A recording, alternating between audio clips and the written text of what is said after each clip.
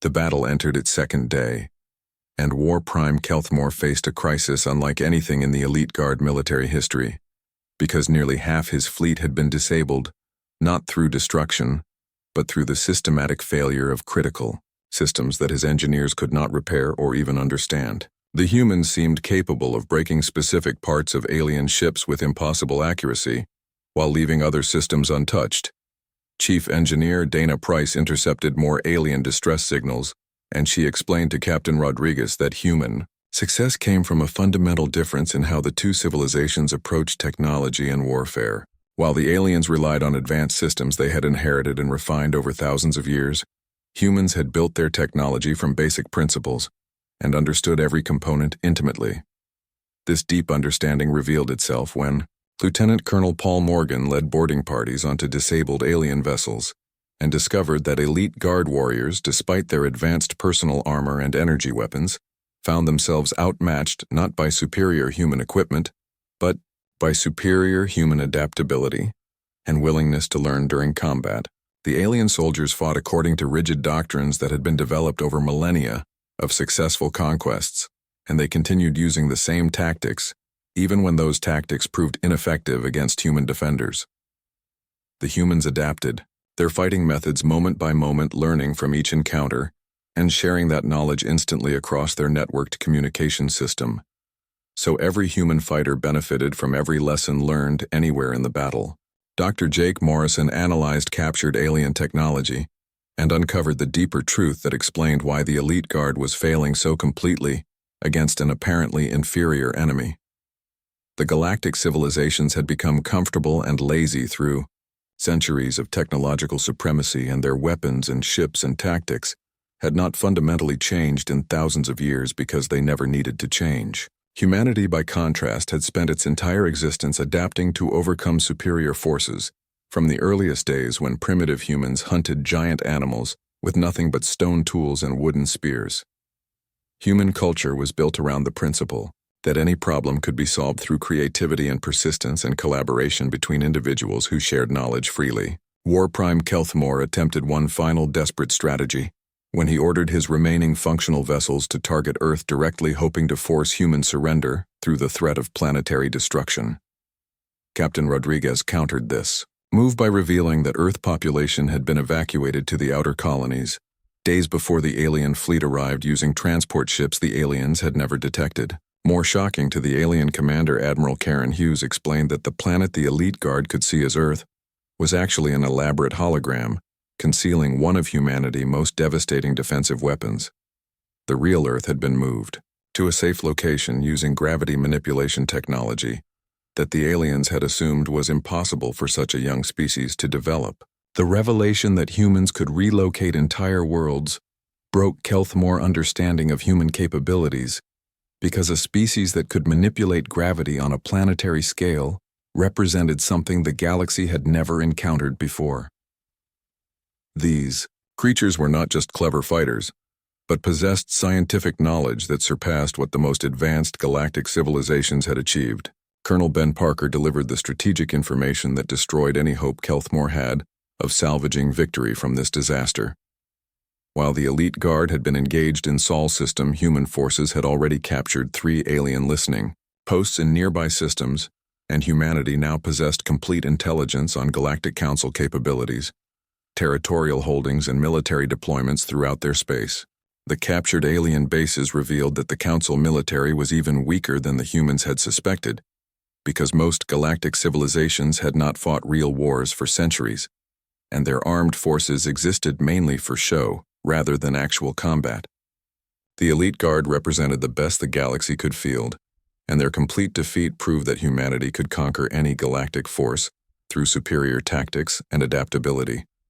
Major Tom Bradley had been systematically dismantling alien command and control capabilities throughout the battle, and he revealed that human electronic warfare specialists had gained access to the Elite Guard central computer network.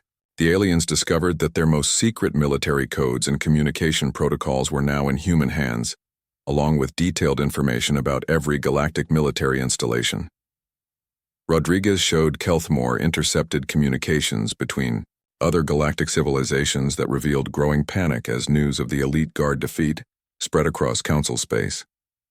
Several species were already discussing withdrawal from their border territories, rather than face the possibility of human retaliation for the unprovoked attack on Sol system. The human captain explained that her species had known about the planned elite guard assault for months because human intelligence operations had penetrated Council security long before the attack was authorized. The entire battle had been an elaborate test of human defensive capabilities against the galaxy's best military force, and the results exceeded all human expectations.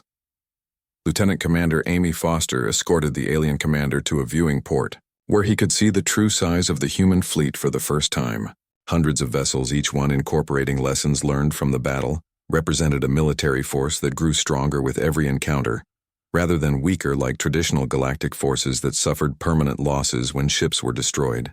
Commander Steve Walsh revealed that the human ships Kelthmore had been fighting were primarily training vessels crewed by Academy graduates getting their first combat experience.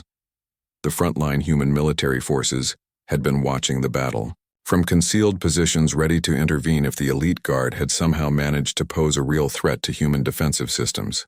War Prime Kelthmore realized that his elite guard had not just been defeated, but had been used as training targets for human military forces, who treated the galaxy's most feared warriors as learning opportunities, rather than serious opponents.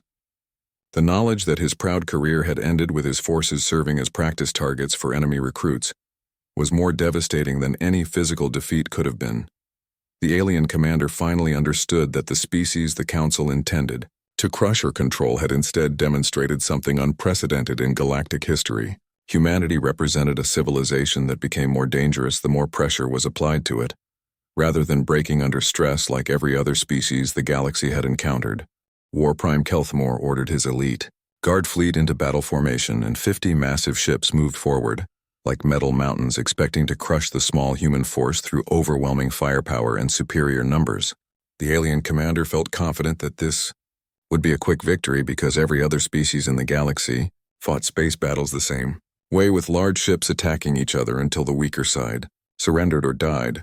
Captain Rodriguez split her human forces into many small groups that moved in different directions at the same time, and instead of trying to fight the giant alien ships directly, her vessels began attacking specific parts of each enemy ship with surgical precision. The humans seemed to know exactly where to hit each alien vessel to cause the most damage to important systems without wasting shots on heavily armored areas that would not matter to the battle. Lieutenant Commander Amy Foster led a squadron of fast human ships called the ESS Defiance, and her team focused entirely on destroying communication equipment on the alien vessels so they could not talk to each other during the fight. Without the ability to coordinate their attacks, the massive elite guard ships began operating independently, and their careful formation fell apart as each captain tried to fight his own battle.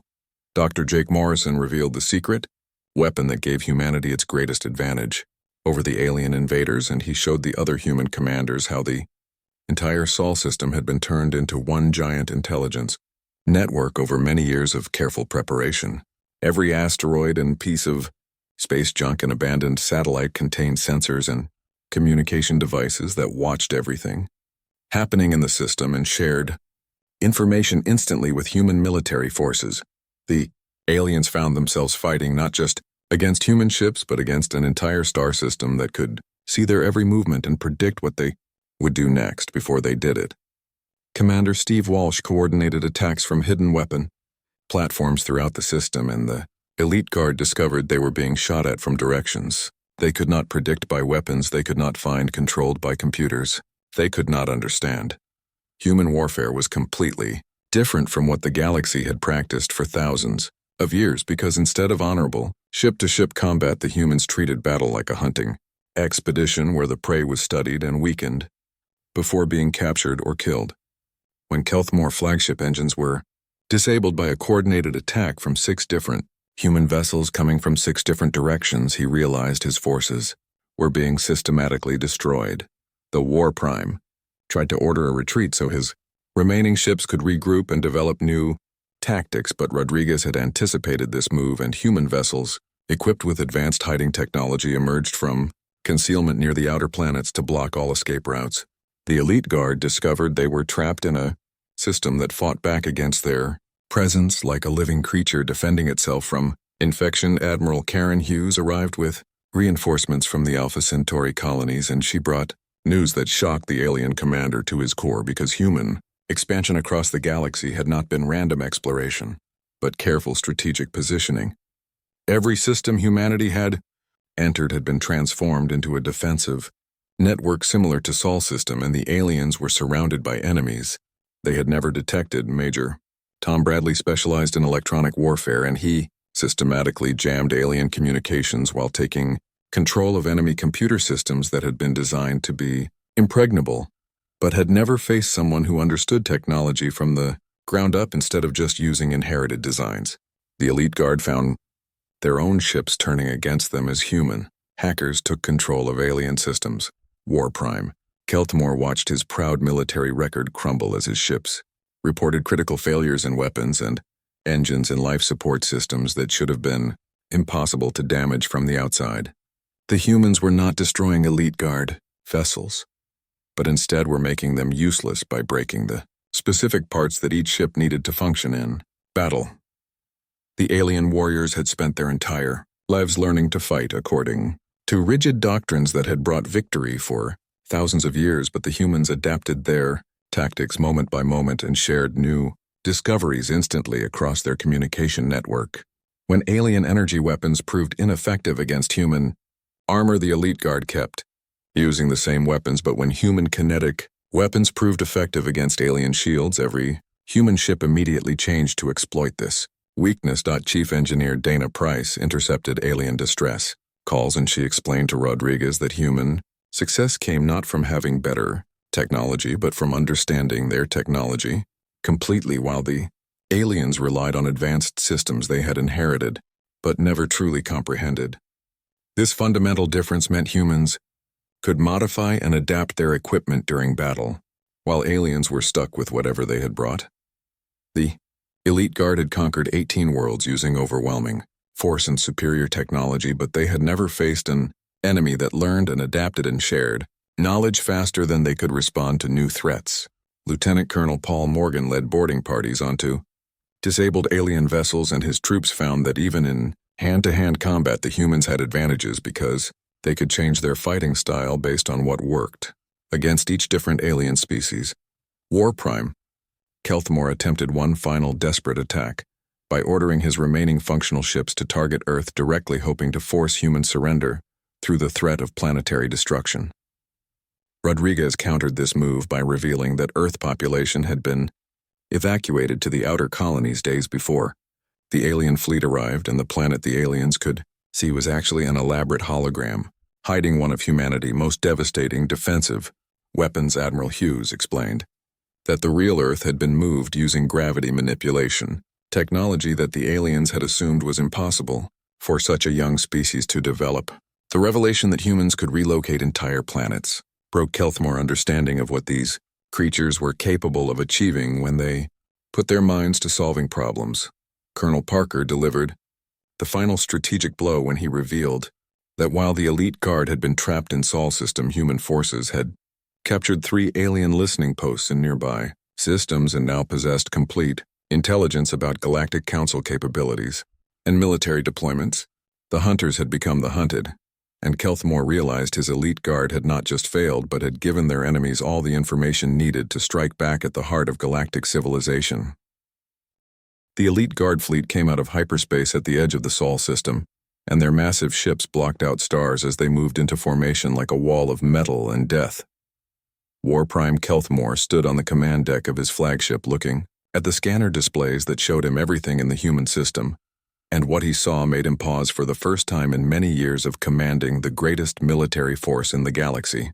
The human system was not the primitive collection of a few ships and basic space stations that the Council had expected to find, but instead showed a complex network of structures and devices that stretched from the inner planets all the way out to the cold edges where comets lived.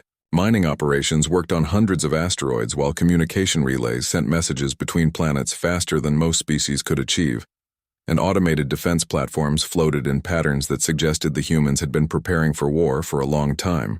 Captain Lisa Rodriguez commanded the human ship called ESS Liberty, and she led a small group of human vessels toward the alien fleet, without any sign of fear or hesitation that surprised Kelthmore, who was used to young races running away or begging for mercy when they saw the elite guard. Her ship was much smaller than his flagship, but it moved with purpose and confidence that made the alien commander study the scanner readings more carefully to understand what gave these humans such boldness. The first communication between the two forces came when Rodriguez sent a formal message asking the alien fleet to explain what they wanted in human space, and requesting that they follow proper diplomatic procedures before taking any hostile actions. Kelthmore found this amusing, because he had expected the humans to immediately surrender when they saw the overwhelming power of 50 elite guard ships that could destroy their entire civilization without much effort.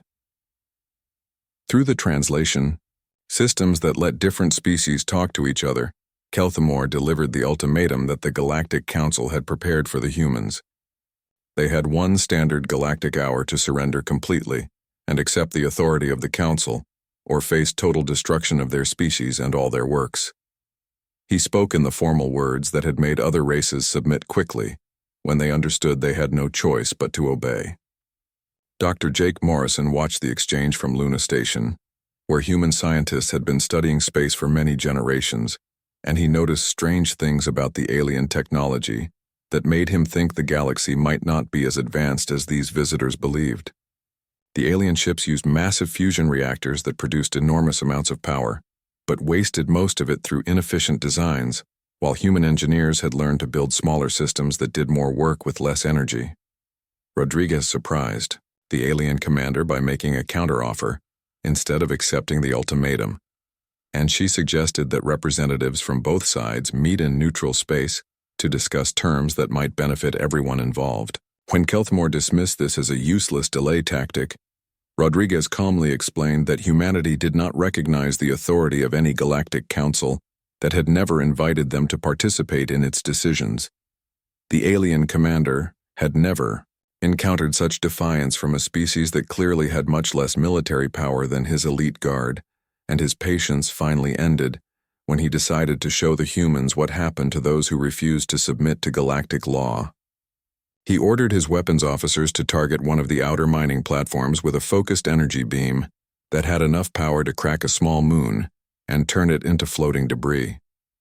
The energy beam struck the human platform exactly where Kelthmore had aimed it, but instead of exploding into pieces, the structure absorbed all the energy and continued working as if nothing had happened. For the first time in his long military career, the War Prime felt uncertainty creep into his thoughts, because he had just witnessed something that should have been impossible according to everything he knew about defensive technology. Colonel Ben Parker commanded the Mars defense grid from his station deep under the red planet's surface, and he activated weapon systems that the aliens had not detected when they scanned the human system. Orbital platforms that looked like simple communication relays suddenly began targeting the elite guard ships with precisely aimed energy bursts that were not powerful enough to cause damage, but demonstrated that humanity could hit any target they chose at any distance they wanted. The alien fleet found itself surrounded by defensive systems they had not seen and could not locate, while human reinforcements arrived from across the system, moving in coordinated patterns that suggested a level of organization and planning that impressed even Kelthmore despite his growing anger at the situation. Human ships emerged from hiding places near asteroids and behind planets where the elite guard scanners had somehow failed to detect them. Rodriguez sent another message to the alien commander explaining that humanity had been aware of the approaching fleet for many days and had used the time to prepare a proper welcome for their visitors. She offered once more to discuss the situation peacefully, but made it clear that any further hostile actions would result in responses that the aliens might not enjoy experiencing. The elite guard had come to the Sol system expecting to face a primitive species with basic technology and simple tactics, but instead found themselves confronting an enemy that had turned an entire star system into a weapon that could strike from any direction at any time. Kelthmore realized that the easy victory he had promised the Galactic Council was going to be much more difficult to achieve than anyone had imagined. Human ships moved in small groups that attacked and withdrew before the massive alien vessels could respond effectively, while automated systems throughout the solar system tracked every movement the elite guard made and shared information instantly across the human defensive network. The aliens discovered they were not just fighting a few human ships, but battling an entire civilization that had prepared for this moment and turned their home system into a fortress that could defend itself against any threat. As more human vessels appeared from hidden bases in distant colonies, Kelthmore began to understand that his elite guard had not come to defeat a weak enemy, but had instead walked into a trap designed by a species that fought wars very differently than anything the galaxy had ever seen before. The great chamber of the Galactic Council floated in space like a metal moon around Kythera Prime, and inside its walls 12 different alien races sat in their special seats, looking worried and angry. Commander Zethkar from the Valorian Empire stood up on his 6 legs, and his blue skin showed the dark marks that meant he was very upset about something important. His voice came out like metal scraping metal when he spoke to the other council members about the problem that kept them all awake during their sleep cycles. The humans had become too bold and too fast in their spread across the galaxy, and Zethkar held up a crystal device that showed images of human ships in 17 different star systems where they had no right to be according to galactic law. These small pink creatures had somehow learned to travel faster than light in just a few short years, when most races took thousands of years to figure out such things. The images showed human mining ships taking metals from asteroids and human research stations, studying planets that belonged to other species according to the old agreements. High Counselor Vexthra of the Nexari race made a sound like breaking glass as she shared even more troubling news about the humans, and her 3 eyes blinked in different patterns that showed how serious she thought the situation had become. Her people had been watching human communications for many months, and what they found made the council members shift nervously in their seats. The humans talked about their weapons and ships like they were planning to take over the entire galaxy, instead of asking permission to explore like all the other young races had done before them. The human military seemed to think differently than other species, because instead of building a few very powerful ships like most races did, the humans built many smaller ships that could work together in ways that confused the Nexari observers. Their weapons were not as advanced as what the council members used, but they showed new ideas that made the military experts worry about what humans might create if given more time to develop their technology. Counselor Threx of the Kandorian Federation pointed out that humans had never even asked to join the Galactic Council or followed any of the rules that kept peace between the stars for over 5,000 years. The humans acted like they owned whatever space they could reach, and they ignored all the messages the council had sent telling them to stop their expansion and come to Kythera Prime to discuss joining the galactic community properly. War Prime, Kelthmore of the Threnodi, sat silent during most of the discussion, because everyone knew he would be the one chosen to deal with the human problem if the council decided that force was needed. His people were the greatest warriors in the galaxy, and his personal record showed 18 worlds conquered without a single defeat in over 200 battles. The Threnodi looked like giant insects with metal armor, grown into their skin, and weapons that could destroy entire cities with one shot. The debate went on for many hours as different council members argued about what to do with the humans, but eventually they all agreed that these creatures had gone too far and needed to be stopped before they caused real trouble for the established order of the galaxy. Some wanted to send diplomats first, but Zethkar reminded them that all diplomatic attempts had been ignored by the way humans who seemed to think they could do whatever they wanted without consequences. 3 suggested using economic pressure to force the humans to follow galactic law, but the other council members pointed out that humans seemed to make everything they needed. Instead of trading with other species like civilized races were supposed to do, the humans appeared to be completely independent and did not need anything the galaxy could offer them, which made normal diplomatic tools useless. The final decision came when War Prime Kelthmore stood up, and his massive form cast shadows across the chamber floor as he spoke. In the deep voice that had made enemy armies surrender without fighting, he told the council that the elite guard had never failed to bring peace and order to any situation in over 3,000 years of service, and that 50 of his best ships with crews from the most advanced military species would be enough to make the humans understand their place in the galactic order. The elite guard was legendary throughout the galaxy as the ultimate military force that could destroy entire fleets and conquer whole star systems when necessary. Each ship in the elite guard was larger than most space stations, and carried weapons that could crack planets and shields that could stop the most powerful attacks known to science. The crews were selected from the best warriors of all the council races and trained together until they fought like one perfect military machine.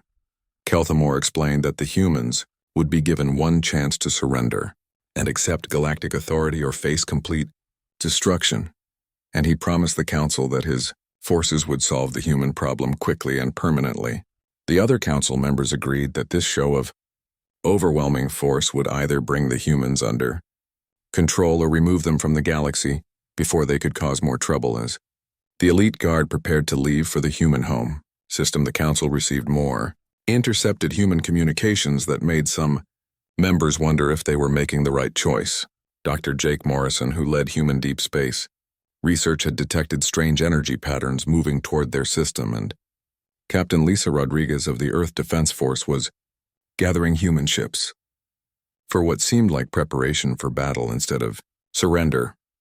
The council members dismissed these concerns because no young race had ever been able to stand against the elite guard, and the humans with their primitive technology would surely realize they had no choice but to submit when they saw the incredible power coming to their system. War Prime Kelthamore prepared his 50 ships for the journey to the Sol system, confident that this would be just another easy victory to add to his long record of success. The final confrontation came not as a massive battle, but as a series of systematic captures when human forces surrounded each remaining elite guard vessel and offered only one option, which was unconditional surrender. War Prime Kelthamore found himself powerless aboard his flagship with all weapons disabled and engines offline, while small human ships attached themselves to his hull like metal parasites. Captain Rodriguez met the alien commander across a negotiation table aboard the ESS Liberty, and her calm professional manner contrasted sharply with Kelthamore's growing desperation as he realized that his proud military record lay in ruins, and his reputation would never recover from this humiliating defeat. The human officer treated him with respect, despite his complete failure as a military leader. Dr. Jake Morrison presented the alien leader with detailed intelligence reports that revealed humanity's true capabilities and showed how the species the Galactic Council had dismissed as primitive had actually developed technology that surpassed galactic achievements in many critical areas. Human fusion reactors were more efficient, and human computer systems were more adaptable, and human military doctrine was more flexible than anything the galaxy had seen. More importantly, humanity had achieved something the galactic civilizations had lost thousands of years ago, which was the ability to innovate under pressure and create new solutions to problems in real time. While alien technology had remained the same for centuries because they never faced serious challenges, human technology advanced through constant competition and necessity that forced continuous improvement. Rodriguez explained humanity terms for ending the conflict, and her conditions were surprisingly reasonable, considering the complete defeat of the elite guard forces. The alien prisoners would be returned to the Galactic Council with a message explaining that Earth claimed no territory beyond what they had already settled, but they refused to submit to any authority they had not chosen to join.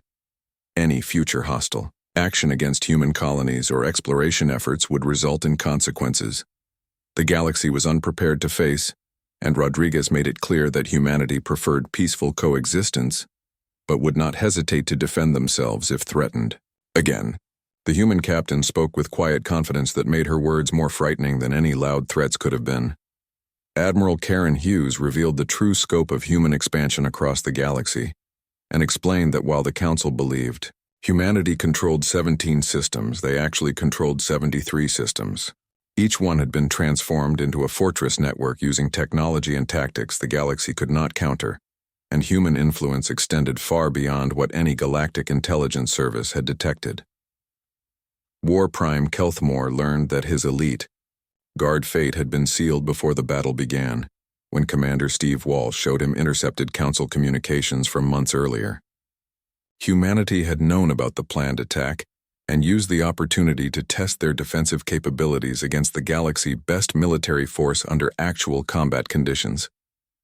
The results of this test exceeded human expectations because not only were the elite guard completely outmatched, But their defeat was achieved with minimal human casualties, and without revealing humanity most advanced capabilities. The weapons and ships the aliens had faced represented only a small portion of human military strength. Lieutenant Commander Amy Foster explained that the battle had provided valuable data about galactic military capabilities and tactics that would help humanity prepare for future encounters with alien forces. Every elite guard ship had been thoroughly scanned and analyzed during the fighting, and human engineers now understood the strengths and weaknesses of all galactic military technology. Colonel Ben Parker showed Kelthmore recordings of panic spreading through Council space as news of the elite guard destruction reached other galactic civilizations. Several species were already withdrawing their military forces from border regions and requesting immediate peace negotiations with humanity to avoid becoming targets of human retaliation. The alien commander watched human ships moving in perfect coordination around the disabled elite guard vessels, and he realized that these creatures treated warfare as a science, requiring careful study and systematic application, rather than the art of honor and tradition that galactic civilizations had practiced for millennia. Rodriguez revealed that humanity's greatest advantage was not superior technology or overwhelming numbers, but their fundamental nature as a species that viewed every challenge as an opportunity to learn and grow stronger. The pressure applied by the elite guard attack had forced human defensive systems to evolve and improve in ways that made them more dangerous than before. Dr. Morrison's final report explained that the engagement had proved humanity's readiness to take their place among the galactic civilizations, but on their own terms, rather than as subjects of the Council. The human species had earned their position through the same qualities that carried them from primitive caves to interstellar civilization, which were adaptability and innovation and absolute refusal to accept defeat as final. War Prime Kelthmore was escorted to a transport ship that would carry him and the surviving elite guard members back to Council space, and he carried with him knowledge that would reshape galactic politics forever. The species the Council had intended to crush had instead demonstrated that they represented something unprecedented and dangerous. The alien commander understood that his testimony would ensure humanity expansion continued unopposed, not through conquest, but through the galaxy's newfound understanding that some species were more dangerous when threatened than when left alone. None of the elite guard would return unchanged, and their reports would convince the Council that humanity should be approached with respect rather than force. As the human fleet watched the defeated aliens depart, Rodriguez issued final orders to increase defensive preparations throughout human space, because she knew the galaxy would eventually try again to challenge humanity's independence. But next time the aliens would face a species that had learned even more about warfare and would be ready for whatever threats emerged from the stars. The story ended with humanity standing alone but victorious, having proved that determination and adaptability could overcome any challenge the universe might present. The elite guard had come to defeat humanity, but none returned as the same warriors who had departed, and their failure would echo through galactic history as the day the universe learned to respect the strength that came from never giving up.